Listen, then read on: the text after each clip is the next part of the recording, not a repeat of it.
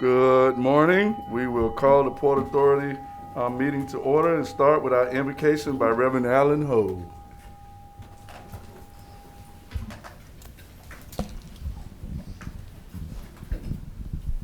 Thank you for having me here again this month, and good to see you. Appreciate the opportunity.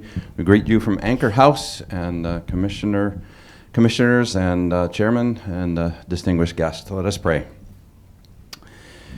O gracious God, today we look to you for the gift of wisdom, encouragement, and the time to cooperate and work together. We pray especially today for Commissioner Ostenbridge and his illness, and any others who are afflicted by this virus. Lord, we pray that the sick would recover, that healing would begin even now, and that you would be especially with those who are working to help people recover in the health industry. We pray today for the schools as they continue their process of opening, and we lift them up, and may they also be encouraged as they make their decisions in this early part. I pray for now for these who serve those who serve, and we know that there are many serving that we can see and those that we don't see. We lift them up for your hand of mercy upon them.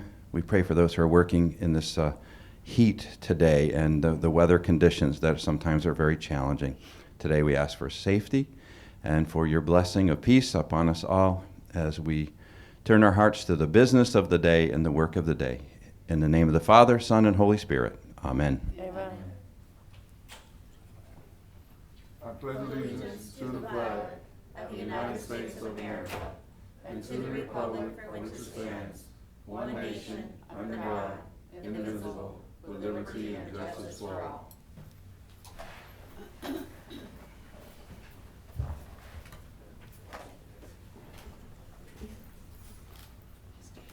Okay, good morning again, and we will forego the audience introductions, due to COVID for safety procedures and public comment as well.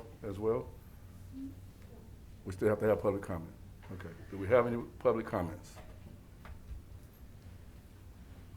Public comments have been open and closed. We'll pass to you, Mr. Carlos. Thank you very much, Mr. Chairman, Commissioners. Welcome to the August 19th meeting of the Port Authority. This is our second meeting that we've had since we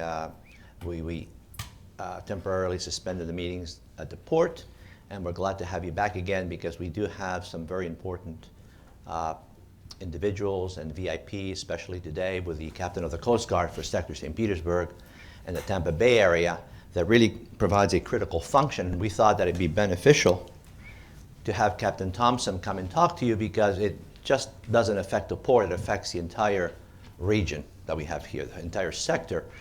And so the captain has been kind enough to come down with his busy schedule, with all his large, let's say, footprint and territory, with all the missions and if you would, the oversight responsibilities that he has. But at least once a year or so, we try to bring each federal agency, Customs and USDA, and of course the Coast Guard, which is one of the more important ones to us, to speak before you and for you to have opportunities to ask questions regarding this or any other Coast Guard related issue. So I think I'd like to have Captain Thompson come up right now and provide the presentation. And Good morning. Good morning, Captain.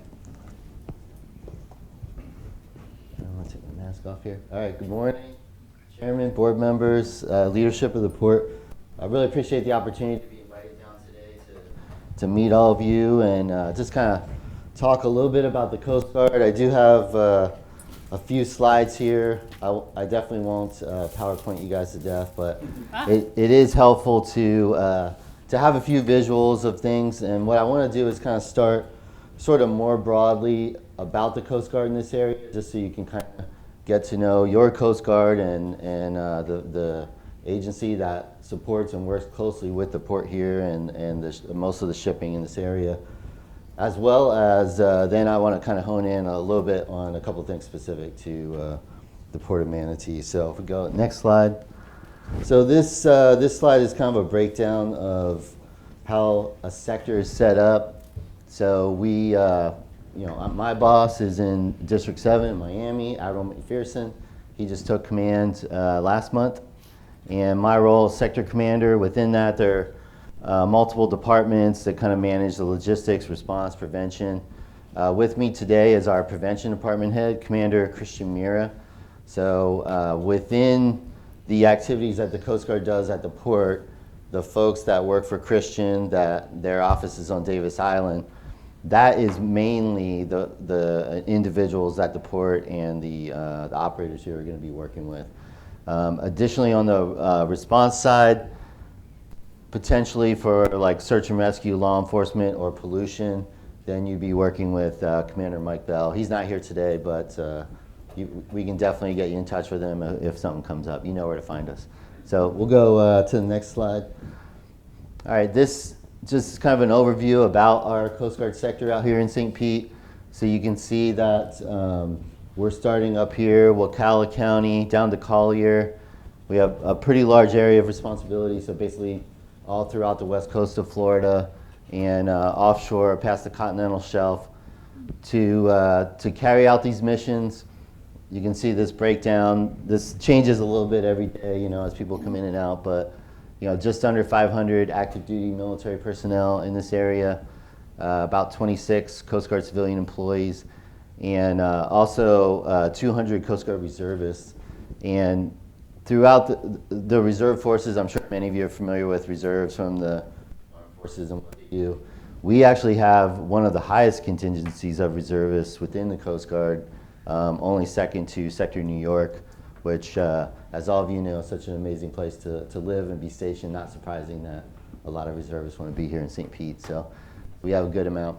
And then our auxiliaries, if folks are not familiar with that, so this is sort of our volunteer force that they do a lot of boating safety education and things like that, and search and rescue as well. So you may be out there on the water if you guys boat and do things like that, and you might get a chance to meet some of our auxiliaries, or if you bought a boat for the first time and you're trying to learn, you don't want to get in front of a tanker coming into the port of Manatee or something. Working with our auxiliaries, you can often get like a boating safety course, things like that. But I'll get more to our stations here in a minute, but that's just kind of a breakdown of the units that we have. Next slide. Okay.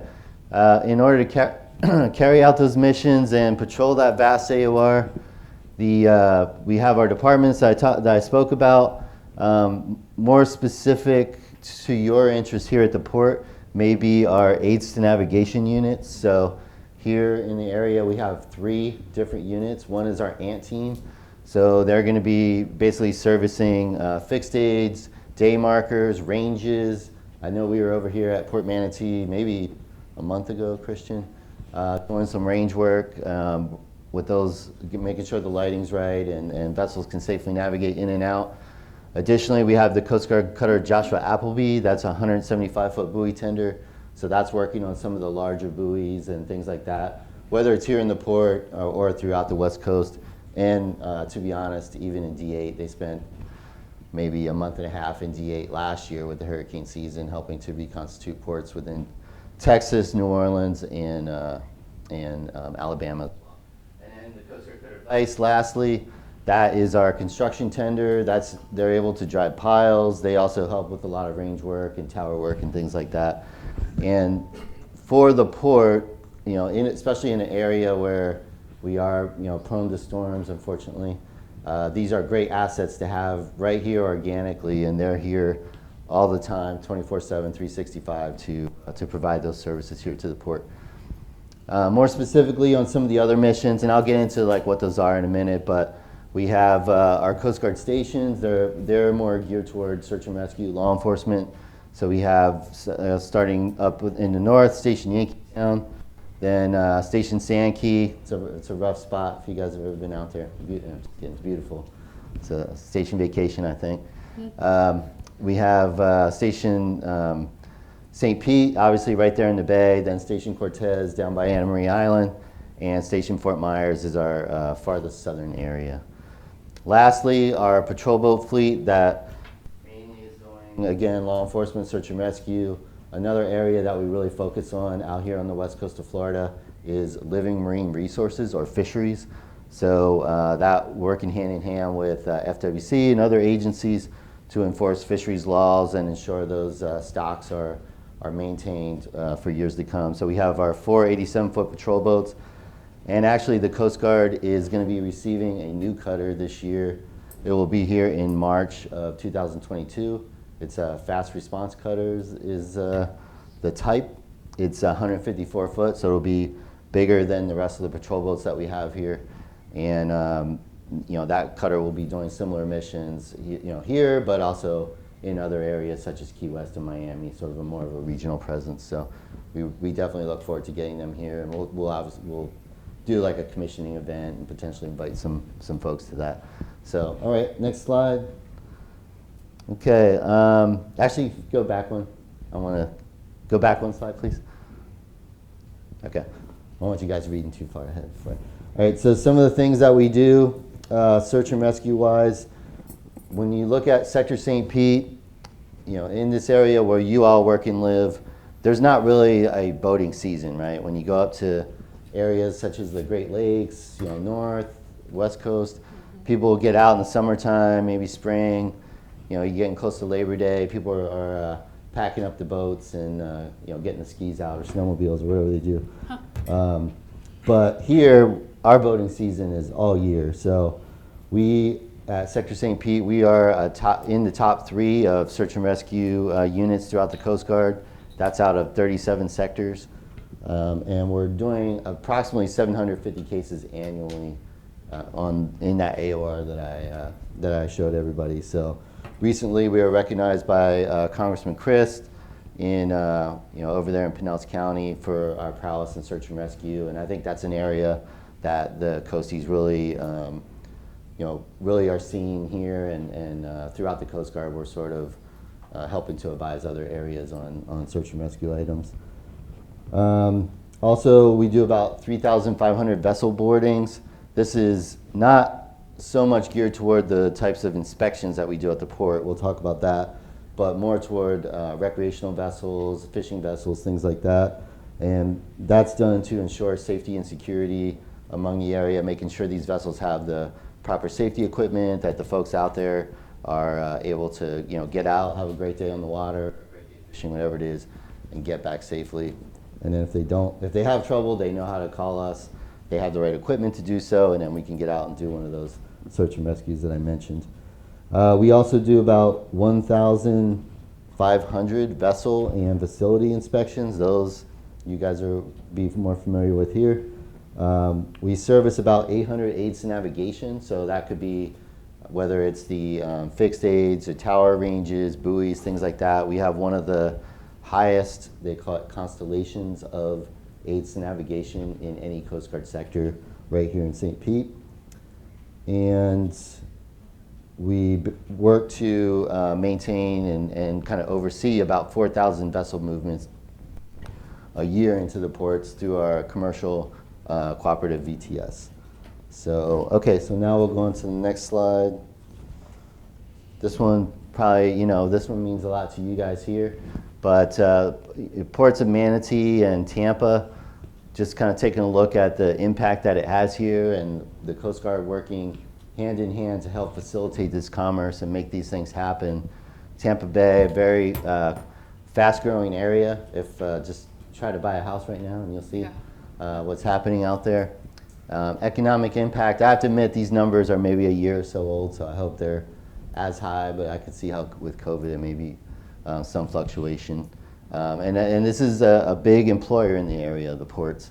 So, and you can see here some of the cargoes. I know we have individuals that represent some of those companies as well. I think a big key point as well is that in this area we get about half of the fuel that Florida uses comes right in through the Tampa Bay. So when there's a storm or something like that, that's a high focus on my mind, whether, and I answer to the admirals was mentioned, governor and stuff like that, as far as getting this port assessed, getting it open again as soon as possible to allow that fuel to be flowing back in. So next slide. Okay, this is sort of the last one on the overview part, but just kind of major events that the Coast Guard deals with every year. I've been talking about the hurricanes and stuff, so along down year-round recreational boater activity. We have some pretty cool events here that you guys probably know about and have participated in. But the Gasparilla Pirate Invasion, you have the Grand Prix in St. Pete every year. Fortunately for folks here in the region, being in Tampa Bay, we were a big part of the Super Bowl last year, working with a number of other federal agencies to make sure that event and all the adjacent activities associated with that were secured and safe. And a lot of our work was on the Hillsborough River for that and up in the port channels. Also, we did, of course, all the Victory Lap boat parades for Super Bowl, and 2 NHL Cups. And I personally had to supervise some of those. So, it's tough sometimes. And then other VIP visits and things like that. So this is the Jose Gaspar. I'm sure you're all familiar with it, being here in the area. This one's kind of ugly, but I guess when you look at it, you don't see that many going over this area. But anyway. Okay, so we'll transition from just sort of some of the general talking points to a couple of things about Manatee specifically. And I wanted to first start by congratulating the Port of Manatee and on really successful applications for the Port Security Grant Program.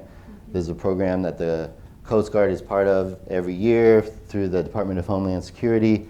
The funds actually come from FEMA, as you all know, but all the investment justifications or requests for funds all come up through me as the captain of the port and are submitted up. So in this area, I'll start off by saying first that the Tampa Bay area did better by far than any other port in Florida as far as port security grants. We got about $3.34 million for this area. So in total, there were 17 packages put together. 12 of them were sufficient to go forward, and all of the ones for the Port of Manatee, which were 3, were fully funded, which actually accounted for about 32% of the entire port security grant. So you guys did really well here. And just kind of taking a look back over the last couple of years, it looks like overall I'd say from 2019, 20, 21, the Port of Manatee, I think because of maybe the individuals you have working, the types of grants that you're asking for, this year I can tell you that DHS and FEMA were really looking for those cybersecurity projects, which Port of Manatee delivered on that and was successful. I think that was your biggest project.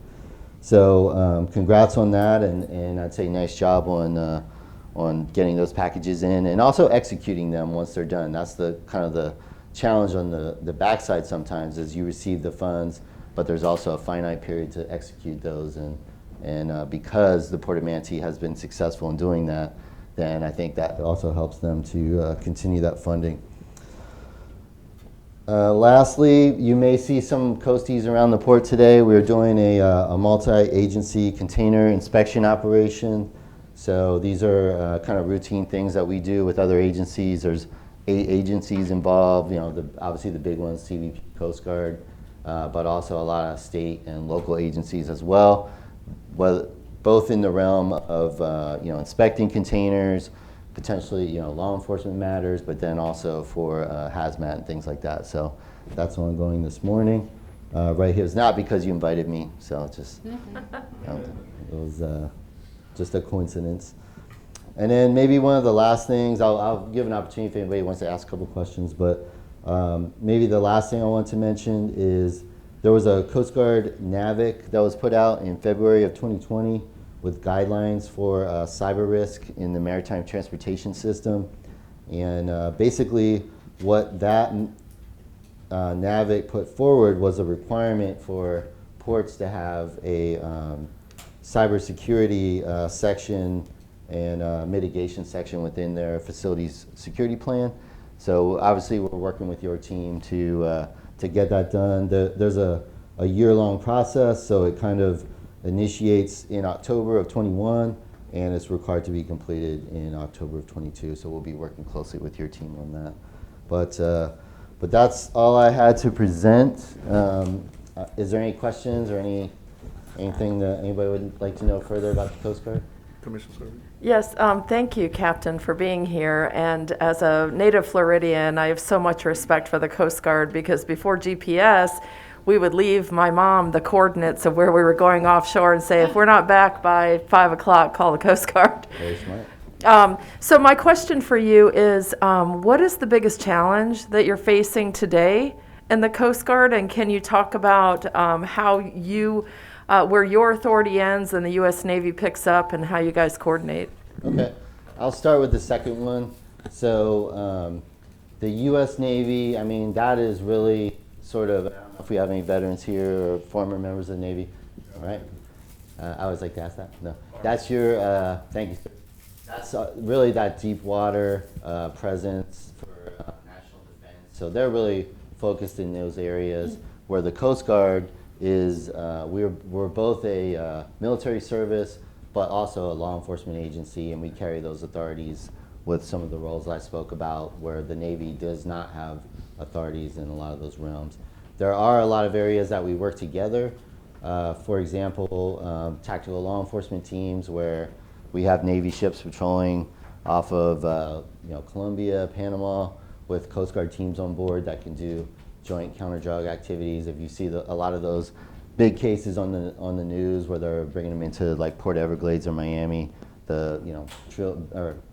billions of dollars in cocaine interdiction. So that's something that we work very closely with them on. Additionally, and Christian has some experience with this. His last assignment was overseas in Europe. If you look at many countries overseas, their Coast Guards are really not sort of that blue water power projection type defense force that the Navy is. Their navies are more sort of like Coast Guards. So oftentimes between the US Navy, actually the Marine Corps as well, and the Coast Guard, we do a lot of coordination with other countries. So, and I guess challenge-wise, I'd say in this area and just with the the storms that we have passing through the area, oftentimes when we take some hits, our processes are pretty slow as far as getting our facilities, our Coast Guard facilities repaired. And in fact, a couple of the stations that we put on there, Station Town, which is our farthest north station, and Station Fort Myers, that got some pretty extensive damage during some storms, including Irma, dating back to Irma. And through the processes, we are now finally getting funds that we're going to be executing over the next several years to rebuild both Station Yankeetown and Station Fort Myers, but they've sort of been like patched together a little bit in the meantime. But I guess those are a couple of the challenges that we have. So, any other questions? Yeah, I was going to ask, just since you're here, as far as federal policy and Cuba, so obviously there's been recent upheaval there. Where are we at on that? And just what have you seen in your time in the Coast Guard as far as, I'd read a story, I'll tell you the background of asking. I'd read a story that at this point, someone from Cuba that wants to be in the United States for political persecution reasons now is generally flying to Central America, or Mexico, and then coming to the United States because getting here over water is not an option, Right. And so anyway, I was just going to ask what you've seen on that. Yeah, what I'll say, so the policies, as you kind of allude to, have shifted on Cuba over the last several years. There was previously the wet foot, dry foot policy where you would have a lot of Cuban immigrants that, not so much in our area, but Key West or Miami possibly, or the Bahamas, that would come in, and once they get kind of on U.S. soil, they were basically allowed into the country.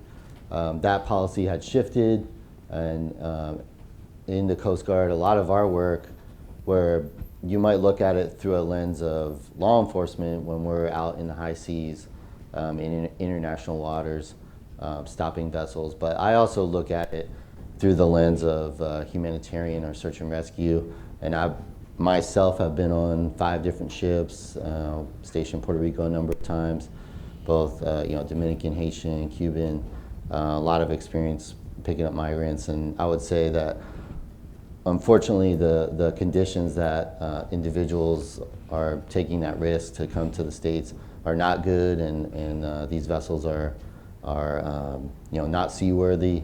Oftentimes they have mishaps. So the Coast Guard getting out there, being able to get them, rescue them from the high seas and stuff. As far as Haiti, I would say the assets in this area, Air Station Clearwater, which is one of the largest Coast Guard air stations that we have in the inventory.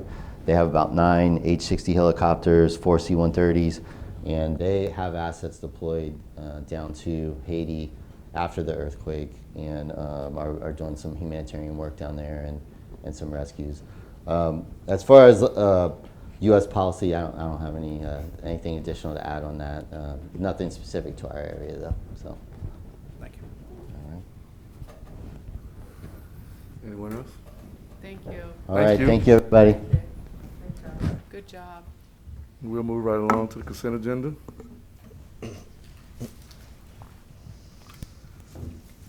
Wait, hold on. Thank you very much, Captain Thompson. As you can tell, Commissioners, we have quite an active federal involvement in ports, and it's really good because they keep us ensured that we are operating correctly, that the safety and security of the crew and passengers and cargo coming in is safe. And so we're very fortunate to have Captain Thompson here overseeing this. So we're thankful. Thank you very much, Captain. Going to the agenda, Mr. Chairman, Commissioners, we would look for your consideration of the agenda, of the consent agenda. Motion to approve the consent agenda. We have a motion and a second. All in favor, say aye. Aye. Aye. No nays. Consent agenda passed. Thank you, Mr. Chairman, Commissioners. Item number 3, we are withdrawing this to bring it back to you at a later date. We're, rescheduling it. We're, doing some of the I's and the T's work with the attorneys at Del Monte, and so we'll be bringing that back to you very shortly. Now we have the item 4, which is the 22 legislative agenda and priorities, and Dave Sanford's going to be, or is Virginia you presenting? Great, thank you. And Virginia's going to be presenting this for your, for your review, and feel free, of course, to give us your input in terms of the direction that you might want us to focus on. But I think a lot of your priorities will be included in here. Okay.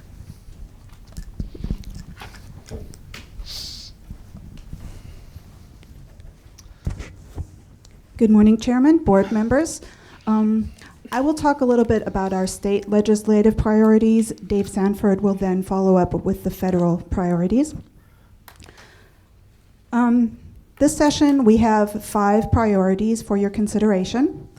Our first priority is to advocate for an increase in appropriation for port security grants from the 2020 mark of $1 million to $3 million annually. The increase is due to all Florida ports' needs to upgrade their security networks and access control systems due to cybersecurity threats and challenges. Our efforts to request expansion of the program are consistent with the Florida Ports Council's efforts to increase the funding. Last year, the request for funding at $2 million was vetoed by the governor. Our second priority is to advocate for funding of $950,000 from the general fund to develop stormwater retention capacity outside of the port's fence. This additional capacity would help free up space for development on port. This request was not included in the budget last year.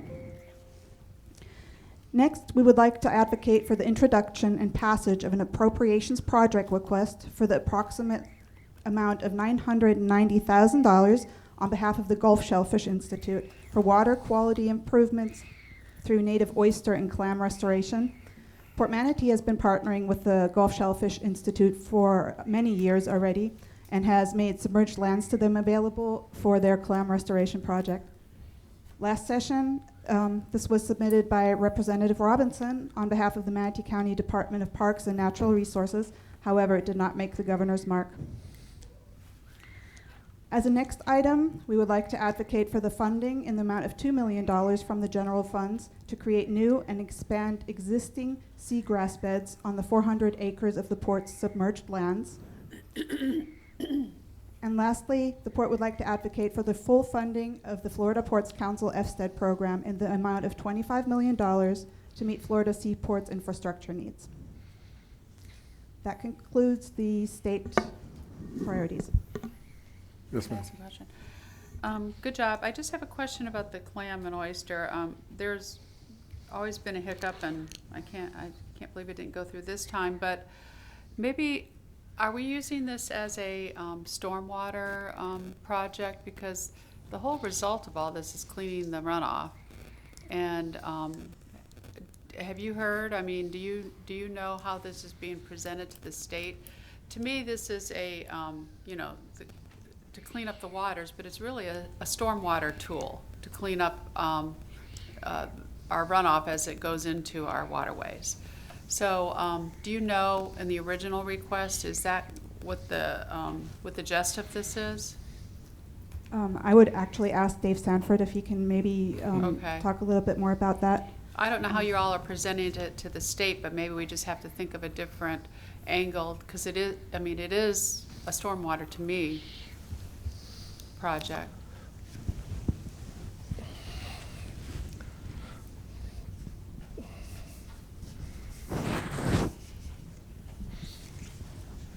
Thank you. Actually, this is a good segue because this bleeds over into our federal request as well. Virginia mentioned that we've had a project for a number of years with the Gulf Shellfish Institute. Can you speak louder, Dave, or they can turn you up? I don't know. Oh, Is that better? no. There. Huh? Must be me. There you There you go. go. We heard you. Anyway, we've partnered with Gulf Shellfish Institute for a number of years. Not really looking at it from the stormwater perspective, but our objective with the GSI has been to promote seagrass growth. And, the port has an extensive seagrass mitigation area that dates back to, some of the original dredging of the project. And we've identified a number of barren areas that could be producing seagrasses if the conditions were right. So, we selected the shellfish introduction because A, they filter a lot of water, they clarify, clean the water, and release nutrients, which are the two key ingredients for seagrass. And we've had some success with that, although Irma wiped out about half of the bed that we had planted out there. We're looking at it now both from a seagrass and clam perspective, but also for future mitigation. We've got a number of development projects. For example, our berth 4 extension. We're also looking possibly to build another berth in the future. And we're going to need mitigation credits. So we're kind of looking ahead at that as well.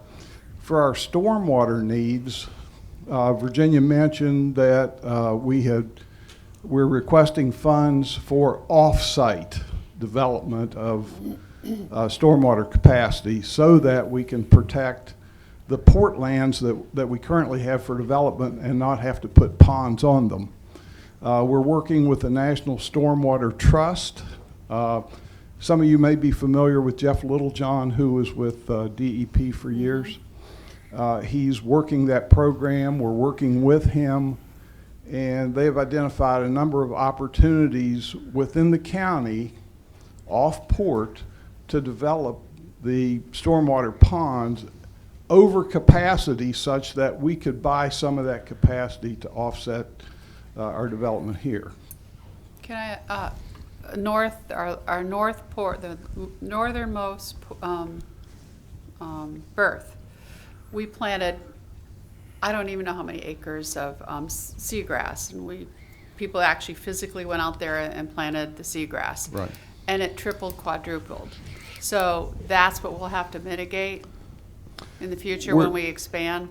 The Berth 4 expansion will result in the loss of about 2.5 acres of seagrass due to the dredging to expand the channel, alongside the new berth. And so we'll be removing somewhere in the neighborhood of 400,000 cubic yards of material, and of course that's topped with seagrass. So we're looking at the mitigation opportunities that are available to us to be able to mitigate that 2.5 to 3 acres that are going to be disturbed. And our master plan calls for expansion even further north. That's what I'm addressing. Yes. Okay. In addition to Berth 4, the master plan update, which is going to kick off shortly, will also include development of Berths 3, 2, and 1 that will run over towards Piney Point. And of course, we're going to have a lot of seagrass and mangrove to mitigate in that area. Thank you. Okay. Commissioner Servia. Yeah, thank you. I'm really pleased to see such a focus on water quality standards as we're going forward to the state. But I have a question about stormwater. So do you have land in mind for that off-site stormwater? Is there something you're targeting? Not specifically. Okay. The National Stormwater Trust that I had mentioned that we've been working with, they're in the process of both developing and expanding existing stormwater pond facilities around the county and the region. And the capacity in excess of the actual requirement would then be available for credits so that we would pay for those credits and allow that additional capacity to be developed. So there's in other words, no net loss, if you will, and in fact, the possibility to enhance other areas that are in greater need than we are here. Yeah, great vision and forward thinking. Thank you. Okay. Let me switch to the federal. This is pretty much a rehash of what you've seen before, because we continue to work the same issues at the federal level, with one exception, and I'll get into that in a second. But primarily, we lobby for funding for the Army Corps of Engineers to benefit our projects here at Port Manatee. We're not currently in a maintenance dredge cycle, but we are in the process of offloading material from our dredge material disposal facility, the big dike that you see out there. That material has been going to Washington Park and has been put to a very, very beneficial use. So I know we all got together recently at Washington Park to see the great project that's going on there. So we're looking for additional funds for the Corps to assist them. They will budget a certain amount, but it's never enough because their budget gets filtered, as it goes up through the system. So originally, they had $600,000 in their budget, and we can't do a lot with that. So the district, is now requesting $6 million, and as of yesterday, we believe 10 is possible. So we're looking to accelerate the amount of material that's going to come out of there and go to Washington Park. That's a good thing. Good. The other project, in addition to what we're working with the Corps, again, has to do with mitigation. We would like to see a national program that would allow for mitigation credits for the introduction of shellfish. And there are some folks in the area here who are working that program as well. So we have asked our lobbyist, Jocelyn, to aid and abet those efforts because we would directly benefit here at the port. We're we're very proud of the fact that we've been successful with the Port Security Grant Program, and we encourage additional funding for that to give us additional opportunities as well. But other than that, you know, it's our basic annual federal lobbying program that you all have been very supportive of. Thank you. Do we have any more questions or comments as far as the legislative priorities? Do we take action, Mr. Chair, today I'm not sure. on Do it? we need to take We action? vote? Do we have to We should vote on it? vote I on need it. to ask someone. Yeah, yes, we do need approval. One thing, just, I was going to ask maybe Carlos or you, as far as our state lobbyist right now is, Dave Ramba? right, Yes. okay. So, and then how long has he been our lobbyist? Dave's been our lobbyist for a little over a year now. In fact, Virginia and I met with him within the last few weeks to go over our program with him. Okay, so I just want to point out to the board that we're in a unique situation. You know, here we sit as the Port Authority, and Dave Ramba is our lobbyist. And when we sit as the Board of County Commissioners, Dave Ramba is currently the City of Longboat Keys lobbyist. And Holmes Beach. And so I just, you know, I want you guys to keep an eye on it and make sure that you're happy with what he's given us as a county for the funds that we're providing him. You know, because that's a unique situation. Obviously, Longboat Key is part of Manatee County. We like it being a part of Manatee County. We feel like they're better off as a part of Manatee County. And but if they want to go a different direction, you know, we'll have to work it out.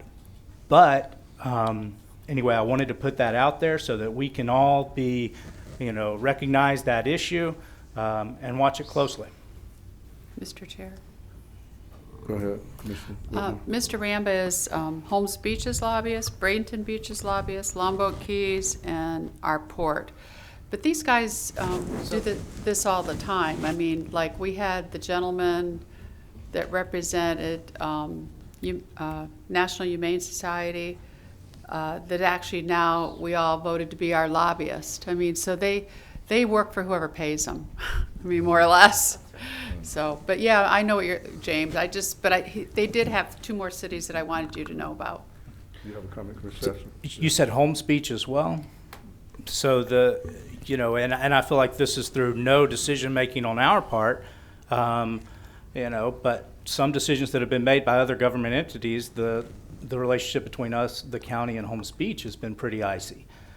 Because people haven't been allowed to park at rates that they've been able to park for decades. So maybe this is more of a county commission issue. I would say so. Let me say this, though.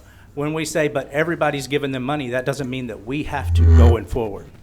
Right, and I think where we are right now, with all due respect, we'll kind of stay on topic with where we are right now, if that's okay, Commissioner Satchel. It is okay, but I do want to point out that either, whichever hat we're wearing at the time, as the Port Authority or as the County Commissioner, it's awkward either way. Because if I bring it up in the Board of County Commissioners, you say, well, he's the Port's lobbyist, not ours. And then if I bring it up here, you say, yeah, but this is county issues, not ours. So it is an interesting situation, you know, and let's hope that it's never an issue, that he goes to bat for us, you know, well here, and he works together well with us when we're talking to the cities, then it won't be an issue. But I do want to point out that I see that. And I think the people, you know, at home see it, and that we need to just have our eyes wide open and be sure that we're getting, for any money, any taxpayer money invested through a lobbyist, that we're getting actual services for that money. Thank you. Point taken. Commissioner Mr. Chairman, Servia. I move approval of the 2022 legislative priorities as recommended. Second. We have a motion and a second. All in favor? Aye. Any nays? Motion passed. Number 5, Carlos. Okay. Thank you, Mr. Chairman, Commissioners. This is the time of the year where we bring to you the next year's budget. This year's budget is way over in revenue and holding on expenses. The port's growing dramatically. We're investing in capital to expand the port to meet the additional needs. As you well know already, one of our port tenants has further committed to expanding outside of the port, buying the 400 acres across 41, which is a real good housekeeping seal of approval for the port's potential with an existing user and large tenant of the port that otherwise might not have been purchased and put to use so quickly. So we're encouraged, and this budget kind of reflects that expansion, both within our fence, but looking with a view to what's outside and having the capital and the reserves to be able to invest now and in the future using state and federal funds, but also the self-generated internal funds that the port now has, which are growing every day, even as we expand the capital budget.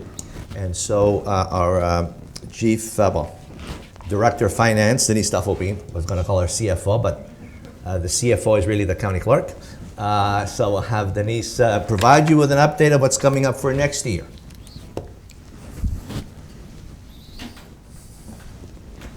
Good morning, Mr. Chairman, Commissioners. Denise Stuffelbein, Port Manatee. I have a very short PowerPoint followed by a video. Hopefully it's funny.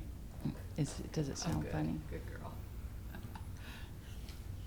It's not. We have budgeted $20.8 million in operating revenue, which includes $12 million of waterborne revenue. Our waterborne revenue consists of dockage, wharfage, lines, harbormaster fees, and water. And I thought what I would do is walk through what makes up waterborne revenue using last month's data. Well, we had 51 vessel calls last month. Most of the vessels, they try to get in and out in 1 to 2 days. We did have one that was in for 10 days, and so that will generate the dockage revenue. Our cargo, which is wharfage, included juice, lumber, steel, wood pulp, petroleum. We had 3,200 containers full of fruits and vegetables, appliances, and we also had an export of fertilizer to Australia. Our line handling is performed by our port staff 24 hours a day. A Harbormaster Fee is a charge against all the vessels that call on Port Manatee, and it's for harbor improvements. And if a vessel takes on water, then there's a water charge. You see, our waterborne revenue represents 59%, followed by leases. We have leases from 1 year to 40 years. Our storage, not all cargo goes from ship to store, so we have cargo stored throughout the port.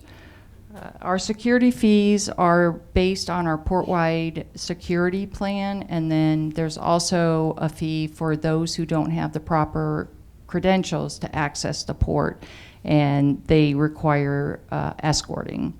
Our other revenue includes state certified scales and also a Class 3 railroad. For our operating revenues, we have budgeted $11.5 million. 7.1 of that is salaries and benefits. Currently, we have 79 employees, and we are adding in this budget 3 full-time positions. It also includes a 4% merit increase, and there was an 8% increase in the health insurance benefits. So the other operating expenses are for our services, professional services, contractual services, attorney fees, there's utilities, and really just other expenses of running a port. So our capital improvement plan, we have underway or will be underway in the next couple months, $24.8 million worth of projects. And our newest communication staff member, Sunshine Venable, on her first day, I think she's been here maybe 2 months. On our first day, we tasked her with the video you're about to see. I think she did a great job. It's a good visual of all our projects that we have underway.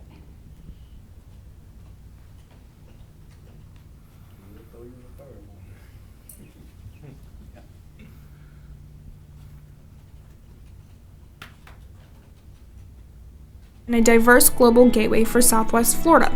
The following projects for fiscal year 2021 to 2022 improve the port's infrastructure, increasing its attractiveness to new and existing customers while also supporting jobs, trade, and commerce. Dry bulk operations have experienced significant growth. The combined berth length of berths 4 and 5 is only 1,200 feet, making it challenging to support operations on both berths simultaneously. Extending berth 4 by 600 feet will create space for the operation of 2 vessels at the same time. The project is currently in design and permitting. The cost of Phase 1 is $11 million with 75% funded by FDOT. After the complete reconstruction of berth 9, berth rehabilitation primarily focused on wharf and wall repairs at berth 6 and secondarily at berth 7 and 8, is underway and expected to be completed by October 2022. The cost of this is $3.5 million with 75% funded by FDOT. Considerable increases in container volumes and ongoing transition from breakbulk to containers have resulted in the full capacity of the existing 10-acre intermodal container yard. The port initially planned to expand the container yard by 8 acres, which no longer meets the current demand. Extra funding from FDOT allows for additional expansion as Port Manatee expects to exceed 100,000 TEUs this fiscal year. The cost of this is $13.1 million with 50% funded by FDOT. In 2002, the port installed approximately 3.3 miles of fence line around its perimeter. Significant portions of the fence have corroded and now require complete replacement. The first phase of this project includes replacing approximately 1.25 miles of fence along the port's northern perimeter. As part of this project, the port will also replace its aging access control gate arms. The cost of this is $500,000 with 75% funded by Homeland Security. The port's railroads provide direct access to the national rail system and play an important role in moving cargo. The railroad track rebuild consists of new switches, cross ties, tie plates, and replacement with heavier rail. The cost of this is $1.4 million with 67% funded by Federal Railroad Administration, 22% by FDOT, and 11% by the port. The Warehouse 6 renovation project will improve existing warehouse space to support cargo flow through the port. Renovations include complete warehouse, including the interior and exterior of the building, to enhance its structural integrity. These much-needed improvements will provide longtime tenant Del Monte Fresh Produce with a safe and efficient warehouse and office for many years to come. The cost of this is $4.25 million, funded by FDOT, the port, and Del Monte Fresh Produce. Port Manatee's gate activity has tripled to the current annual pace of 750,000 transactions. This project will expand the South Security Gate facility into a full-service complex with 4 configurable lanes and capabilities for handling the full spectrum of registered, temporary, and visitor transactions. The cost of this is $1 million with 75% funded by Homeland Security. This project will encompass a comprehensive update of port-wide security systems, including modernizing computer software and integrating video and access control technologies into a common operating platform. This will cost $750,000 with 75% funded by Homeland Security.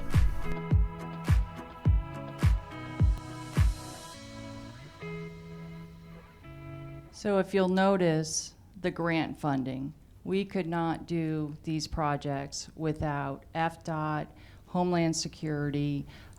We always apply for grants, and we're pretty successful at it, and it enables us to take on all of these projects. And the two bottom one are the master plan, and there was one other one that was approved today on the consent.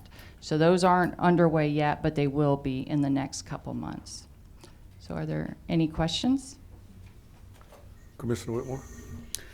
Denise, I remember the week that you became in charge when your supervisor left and the budget was due 4 days later to the commission or the Port Authority.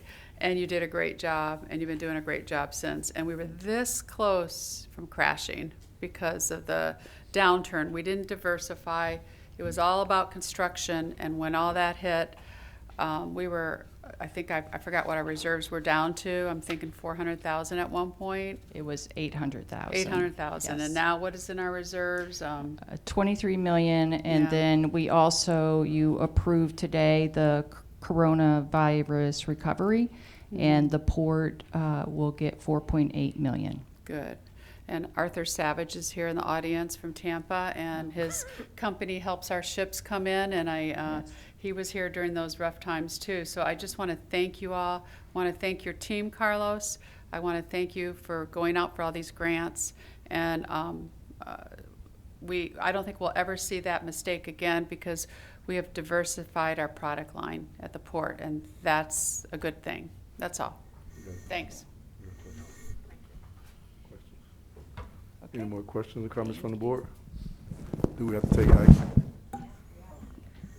Motion to approve resolution for fiscal year 2021 to 2022 of the Manatee County Port Authority budget. Second. We have a motion, and a second. All in favor, say aye. Aye. Motion passed unanimously. Thank you, Mr. Chairman, Commissioners. We appreciate that. Again, as Denise said, it's expanding the port. Commissioner Whitmore knows where we were struggling. And in fact, although we were $800 on the positive on the books, but maybe a few weeks from having some real financial difficulties, our debt, our short-term debt, was over $3 million. So we had $3 million to pay a company that we owed, and so if you subtract $800,000 from $3 million, we were $2.8 million in the red. So it's been, thanks to the team, a fantastic turnaround over the years. And going to the grants, we don't get these easily. We have to compete with the other ports in Florida and in the U.S. So it's an effect of getting our fair share, and at the same time arguing and really championing our projects, because as one of the newer ports in the state, we need to make sure that the expansion capability is there. Essentially, especially on the east coast of the U.S., of Florida, all the ports are essentially maxed out. The purchases of additional land on the east coast of Florida are through the roof for ports, so ports are not going to buy more land. One of the latest purchases of land at Port Everglades of 6 acres was, I think, about $6 million for 6 acres. So it shows you the value out on the East Coast. We don't have those issues here, and the port has sufficient space to grow. And as you heard with the gate transactions that we have every day, there's around 2,000 people working at the port, coming here physically to work at the port every day. It's like a city, a small city. It's like your county government, but these employees are getting paid by somebody else. We're not going into the tax rolls to pay for these salaries, and so it's a benefit because not every county has a port, and we're one of the fortunate counties to have a port and be able to use the port for the benefit of the county and the region. So that's the real, I think, impact, the economic engine that this facility can have towards the residents, citizens of Manatee County, towards enhancing the opportunities for employment. And so we're very proud of that, and we thank you for supporting our budget. Having said that, Mr. Chairman, I want to move on to public comment, which we're going to skip, I think. Yes. Because of the... We can. So to call it. We still can call it. Yeah. Well, we'll do it before and after, so we'll call public comment now. Let's go ahead and do Do we that. have any public comment? Public comment has opened and closed.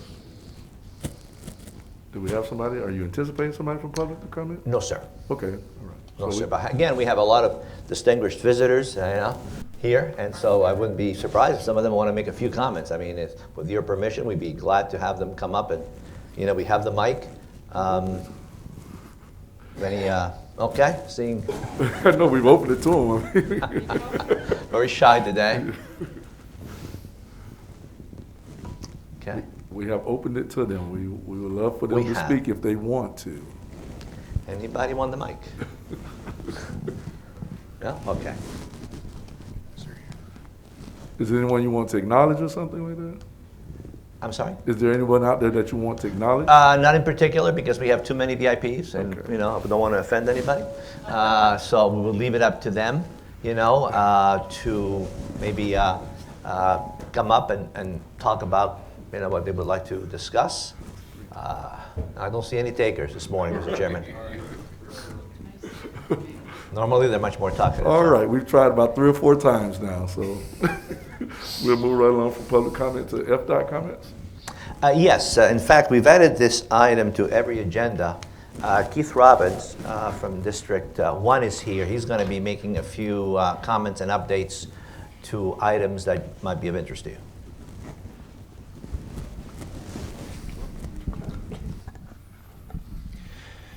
Good morning.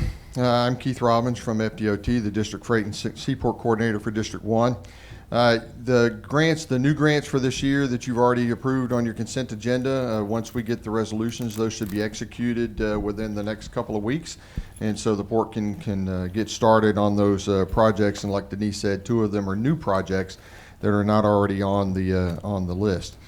I wanted to tell you about a couple of other things that we have in the works right now. If you remember, a couple years ago we presented to you the findings of our Port Manatee site utilization and network area analysis study. Some of the recommendations that came out of that are actually being acted upon. One of which is we are underway with a PD&E to do capacity improvements to Piney Point Road to increase the access from 41 down to the gate. We have our PD&E shop is working that. They've got consultants on staff now, and they've already been doing some interviews and data collection with the port. They'll be coming out in the fall to do some site reviews when the traffic is at its worst out here. Because, and I want to thank George and Dave St. Pierre for helping in the first interview with the consultants, because I was having a little bit of difficulty. Some folks might find that hard to believe in convincing these people just what the problem looked like at the gate out here and why it's so important to improve the capacity of this road. But George and Dave did a phenomenal job at that, and so I think they left that meeting with a whole new appreciation of just what is faced out here on a daily basis at the gate.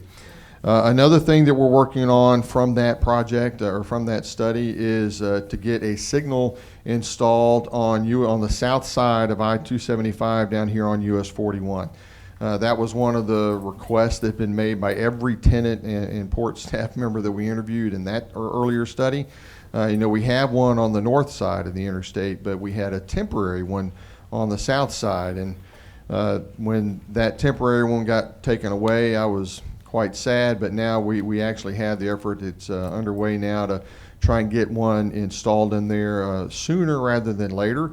Our interstate staff was working on it, and we've got some people from central office.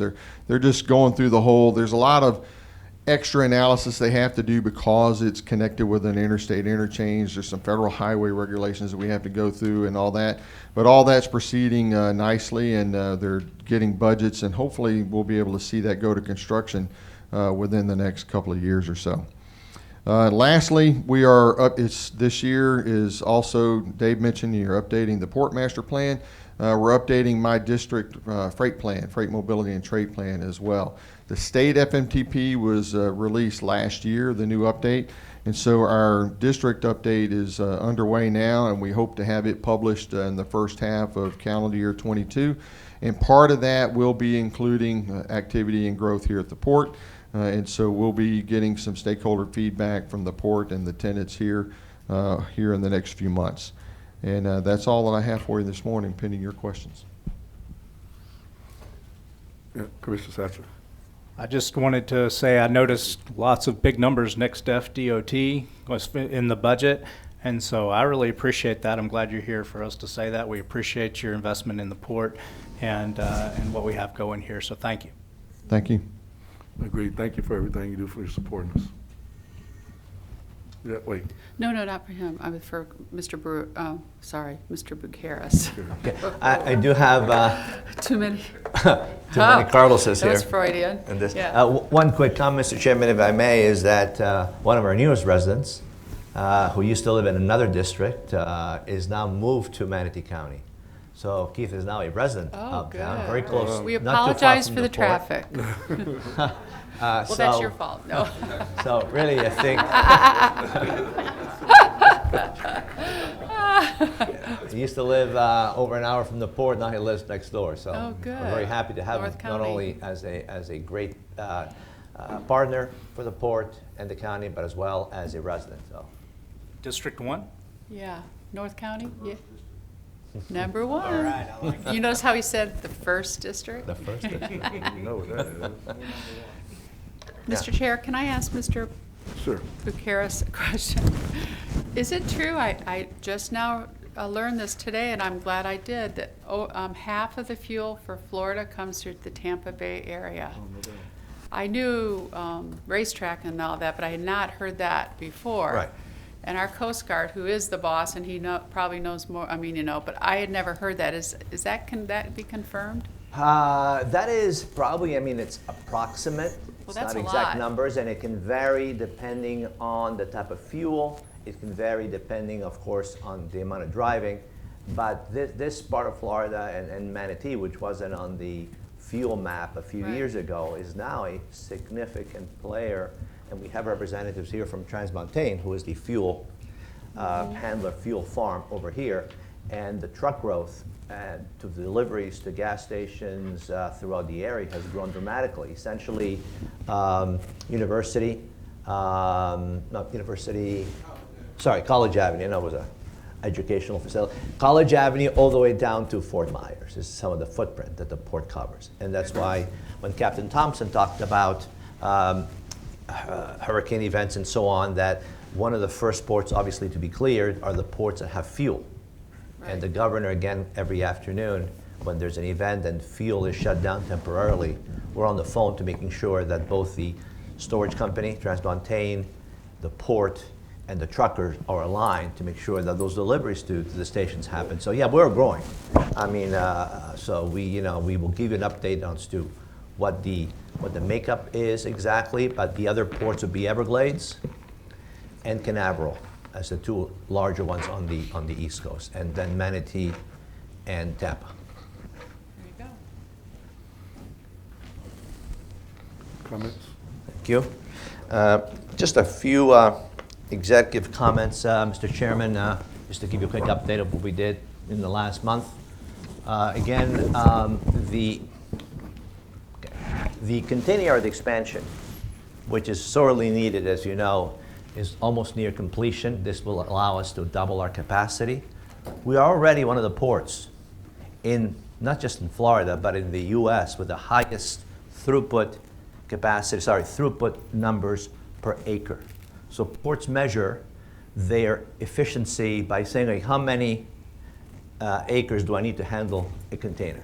And we are in the very, very high thousands of containers per acre. Makes it a very efficient port. So we emphasize to the government that, if you're going to put money, put it here, because we are more productive. And so this facility would allow us to be even more productive and allow us to bring in more containers efficiently. So, those trucks are not coming from Miami or from Everglades, being trucked all the way over here when they can be just outside of our door and having much shorter delivery time and less pollution impact and impact on the roads. We're getting a little bit into the yacht business.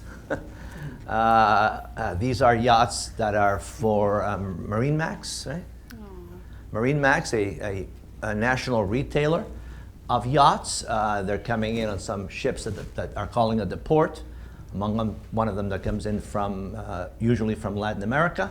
And so the yacht business is one that we're looking to expand with, not just with yachts that are finished yachts for delivery, but also in the retrofit of super yachts. It's an opportunity that I worked on at Everglades, and an opportunity that brings in a lot of money for the area, puts a lot of jobs and very high-paying jobs because they're all tradesmen. So if you have a $200 million yacht, we'll bring it in here. They can do the refurb over here at the port, space allowing, and without adding any capacity, any facilities, they can go to work and it can bring in great impact to the port and to the community. So you can tell, the amount of hotels, the amount of purchases they would do locally to retrofit that yacht would be, very, very significant. So that yacht expansion area is one we're looking at also. Again, we did pretty well on the funding. You can tell other ports received more because they were very focused on cruise. We are not so focused on cruise, so we got our fair share of money from federal government to be able to put it to work here and to expand the port. Some ports of Canaveral were really in financial trouble, heavy-duty financial trouble, because 85% of their business was in cruise. And so they were very, very, I think, happy to see that the government has come to their aid. And as you can tell, $250 million for Florida is not bad at all. You know, we think it will help tremendously to those ports that need it.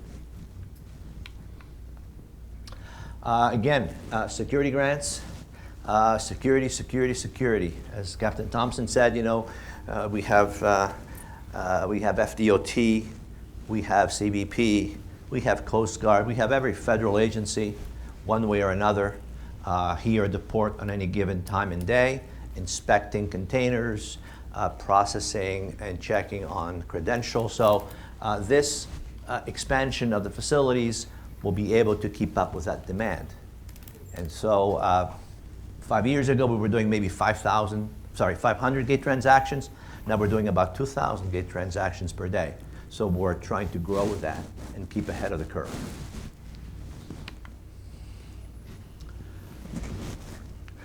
Reaching out to the community is important. We want everybody in the community to let us to know where we are and to have an opportunity to grow and even to use the port for growing their business. So we help them in that regard, and we get out the word talking to community associations, in this case here, Rotary, to be able to help them in any way we can. And that completes my remarks. Any questions? Any questions or comments by the board? Commissioner Whitmore. You and I met with Galati's. Yes, A yes. few years ago in Carmine, and they take their super yachts to the East Coast. Correct. And they were kind of looking at, to retrofit, exactly what you're talking about. So are you going to work with them, try again? Or? Yes, I think it's an opportunity. I think that, with the pandemic that's happened and the other growth needs, but now I see another diversification, because the reason why we've been so financially healthy is because we diversified. And obviously, if it floats, as we told you a long time ago, we're going after it. Yachts float, and those yachts are super yachts, which essentially, to give you a quick synopsis, the super yachts are $200-300 million yachts. Even the $50 million yachts will go to the Mediterranean in the summer, and they come back here in the winter for the winter season to sail the Caribbean. And so the only facilities now are really at in the Fort Lauderdale, Palm Beach area. We're not looking to create a large facility. We're looking to create some facilities where repairs can be conducted, not on the ship itself. Essentially, the interiors, maybe they're refurbishing, their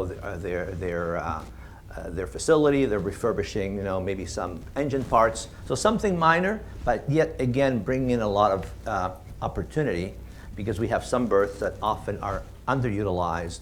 And the super yachts, are going right by our door, and going to other islands in the Caribbean or Fort Lauderdale.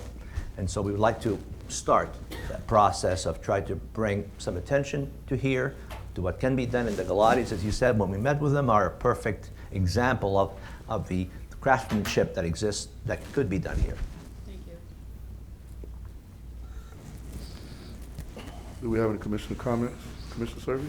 Yeah, I just want to say thank you. As we look at this budget, I'm so appreciative, Carlos, of you and your staff and everything that you guys do here.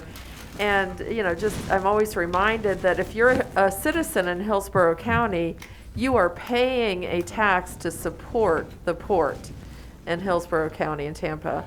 And if you are a citizen of Manatee County, you are reaping the benefits of Port Manatee. So thank you for all that you do. Thank you, Commissioner. I think we have a great team. You have a great team, and that's made it possible. Imagine, I've been here almost 10 years. The Port of Tampa, as we know, has received approximately, since I've been here, $100 million. What I could do with $100 million from taxpayers would be tremendous. So we're doing it organically. We're growing ourselves. So, and given the budget, constraints and the budget needs for locally, we don't want to take those out. Out of the county, we do that internally. So, that capability is really homegrown, and doesn't require any support from, from ad valorem taxes. Well, I think that's a compliment on you and the great people that work with you all. Thanks for everything that you do. My legislative priorities, real focus. I'm excited about, the port security with all the things that's going on out there and the emphasis on cybersecurity. I think that's very, very important within our legislative priorities, as well as water quality. So, thank you for the guidance and the things that you're doing to continue to move this economic engine forward. Do we have any more comments? This closes the Port Authority meeting. Thank you.